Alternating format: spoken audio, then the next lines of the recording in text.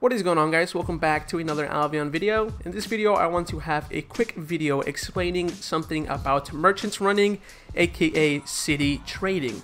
So every city in Albion Online has its own marketplace. For example, we have the Carleon market, and every city has its own prices and its own demand. For example, fine cloth could be in a high demand in Carleon, and in somewhere else like Fort Sterling there might not be as much of a demand for fine cloth.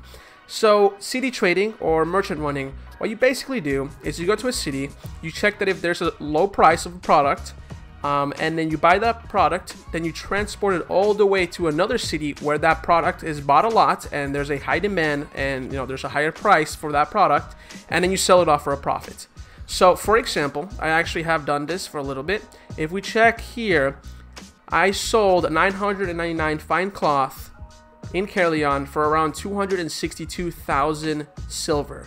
Okay, I went to Fort Sterling and I bought that much cloth, if I could find it, for around 210,000 silver. So I made like 50k, and all it took for me is get an ox, go to Fort Sterling, buy that low price of fine cloth, and then come here to Carleon and then sell it to the market. And then if someone will buy it, then I cash in that difference of the cloth prices between Fort Sterling and Carleon. So that's what I'm going to be showing you guys today how to do. This method, it's easy as it looks, because all you have to do is go buy something and then transport it to another city. But it does have its complexities, especially because it's a very dangerous method of making money. There are a lot of gankers and a lot of people trying to steal all your loot, especially because every time you want to walk or travel to Carleon, you have to pass through red zones, and there's probably going to be some people there waiting for you to attack you. But other than that, it's just watching prices. You have to watch the prices in Carleon and watch the prices in another city, whatever city you choose. I think the closest city to Carleon, in my opinion, is Fort Sterling, because all you have to do is cross Craigmore, the tunnel, and then you're already in a yellow zone and you're safe to go. But if you can choose a different city, different prices, whatever, choose whatever product you want to flip, buy in one city and sell it in Carleon, and it's pretty much that easy. You just gotta watch the market, watch the prices, see what's selling where, and then go after it and try making some money. So I actually know that fine cloth, I actually sold. I wish Albion had like a history, but as you can see, I actually have some more fine cloth. But what I did was last night, fine cloth in Carleon was selling for around 300 silver, and then I went to Fort Sterling and that cloth was selling for around 198. So that's literally like 100 silver per cloth that I bought. So that's why I made a lot of money. So right now the prices went down. It's currently at 264, but the prices in Fort Sterling of cloth it's still very low. So I can buy cloth in Fort Sterling for around I think 200. So I can make 64 silver per cloth that I transfer here. So to do this effectively, first thing you do is you need, of course, to watch for prices. Find a product. You're gonna have to travel to a lot of cities, but you can easily just get naked and then go to the travel planner and then just easily teleport to another city naked and then go check out the prices there, and then come back to Carleon and see where you can what the prices difference are and such. So right now Craigmore has 15 reds, which means it's a very high PvP zone currently. But I know that first of all, there's the bubbles, the red blobs right here, so I just can't go that way, so I'm just gonna go straight ahead. But I like going Fort Sterling because I know the pathway. I have memorized where most of the PvP action happens, and I know that if I'm here in Craigmore, this area of Craigmore is usually the safest because there's nothing here. There's no ores, there's nothing. There's just some mobs, and that's it. So it's just a plain area, so there's not a lot of fighting here. But if you go up into like these areas, then you're gonna find a lot of PvP. But since I already know these routes and I've memorized which is the safest parts to go and stuff like that, then it's kind of easier for me. So I do recommend that whatever city you do choose, make sure you recognize the path, memorize it, know which areas are the the ones with the highest density of PvP, and walk away from that area, move away. There's one problem about the route that I go in, and it's I have to go across through a tunnel, and this tunnel can have a lot of action at some points in the game. So I'm actually going to cut it after I cross the tunnel, because I just want to show you guys how, you know, it's not really that dangerous, but it does have sometimes, trust me, there's sometimes this will go wrong.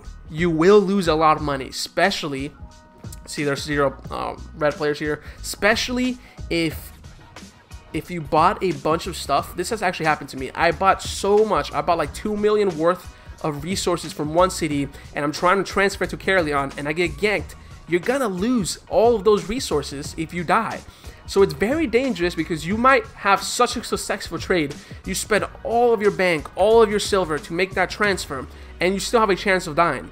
So this is what I mean, high risk, high reward. Yes, you can make so much money flipping these items, but you have to have that chance. You're gonna have to go against that chance of getting ganked. So I'm already in a safe zone. I'm already in a yellow zone, so there's no fear of me getting ganked. Yeah, there's 17 people flagged here, but they can't, you know, first of all, they can't dismount me. They're probably low level people, and then also I won't necessarily lose much. I will lose some resources when I get down, but it's not a big deal. So I'm going to cut this video until I get to the Fort Sterling market, so you guys don't have to watch me run this whole entire zone. Alright, we made it safely to Fort Sterling, my sweet home Fort Sterling. And then we're gonna just move ourselves or go into the marketplace, and we'll check the price of the fine cloth. And Caerleon, it was around 264 per cloth. We'll see how much they're selling here, and you can see 202. So I'll be making around 60 silver per cloth I buy. Now the prices will go up, so I can't necessarily buy a lot of them, but there are other stuff that I could buy. So let's go ahead and buy up to, see, a lot of people just bought up to 220. That'll make us 40 silver, and we'll see how this goes. So I'm just gonna buy everything right here. Now I'm currently doing this in a bad time, because I recently, again, chopped this market by buying a whole lot.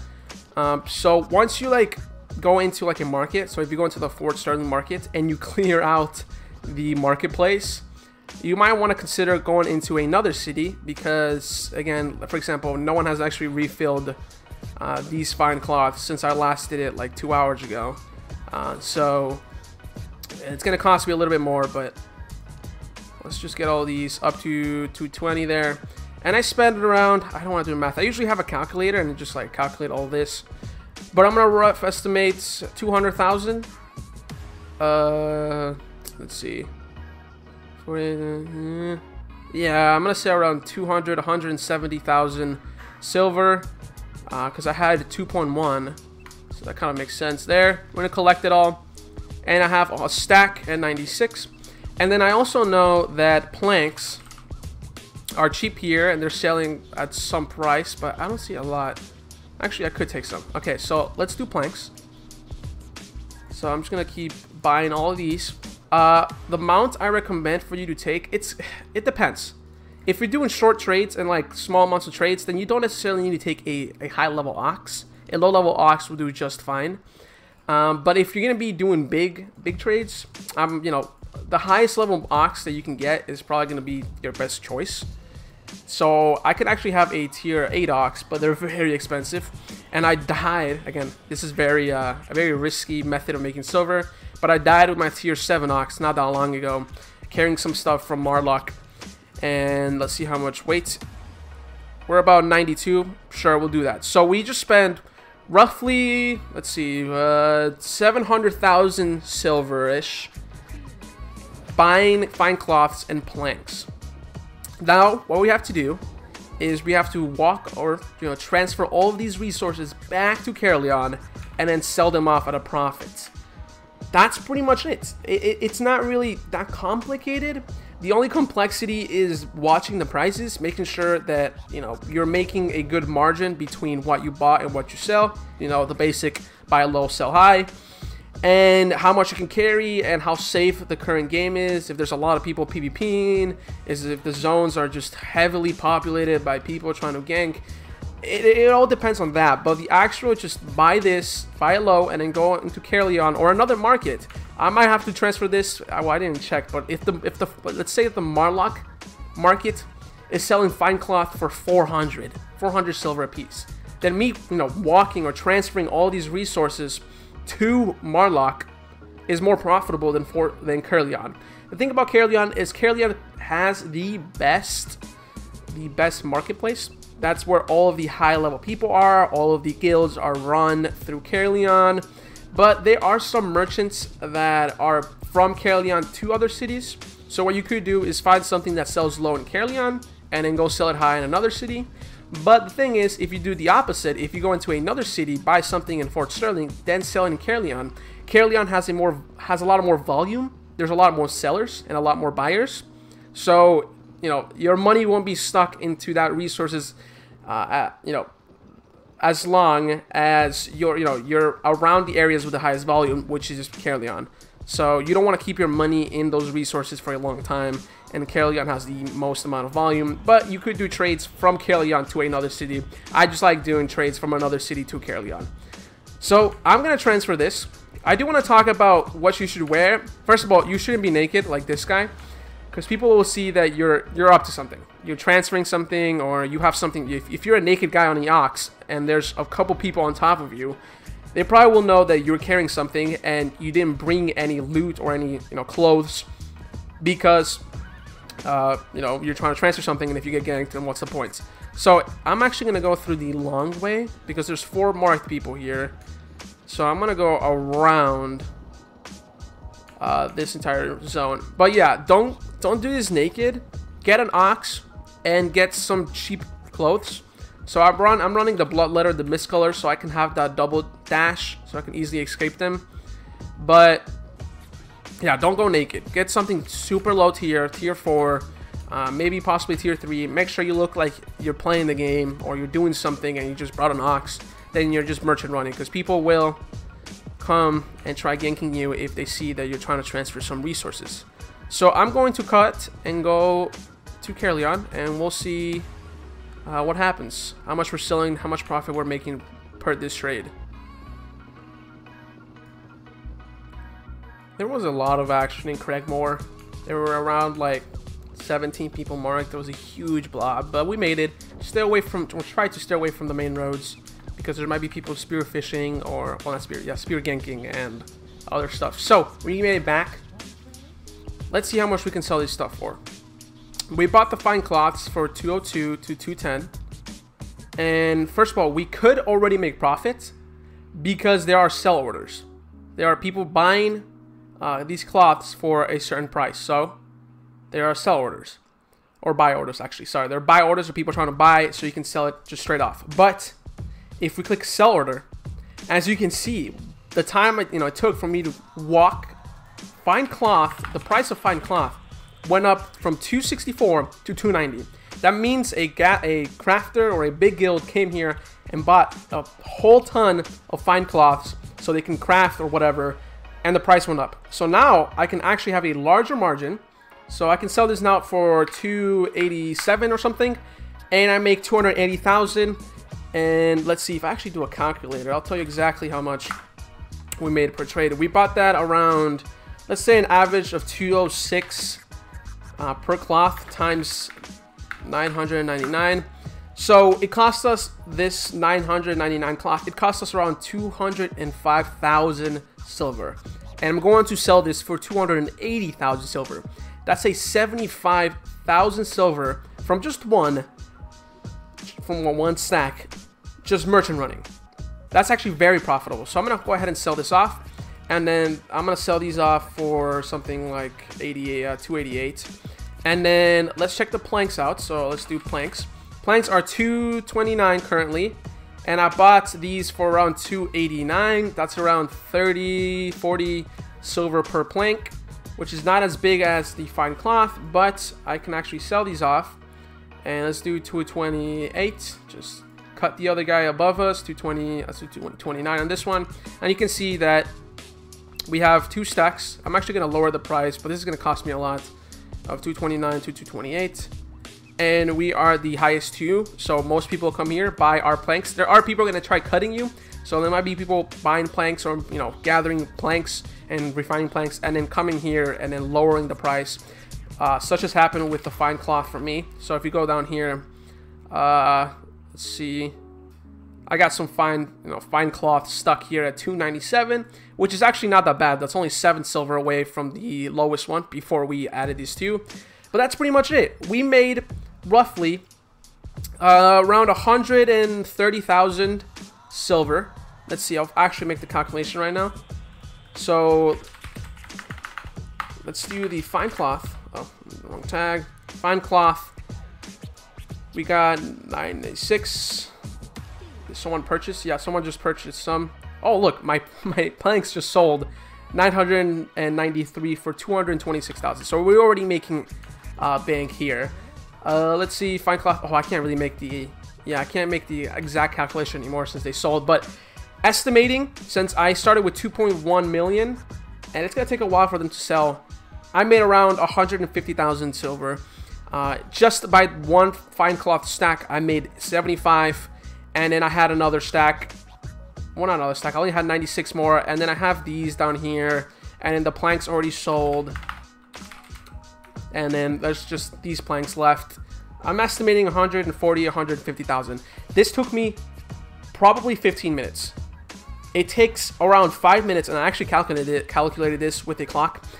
With my tier 6 ox, if I go straight, I make the best effort to cut time, make sure you don't get hit by mobs and get slowed. It took 5 minutes and 11 seconds for me to go from Caerleon to Fort Sterling, and around the same to go back. That's 10 minutes running between cities, and then it takes about 3 minutes to buy everything from the market.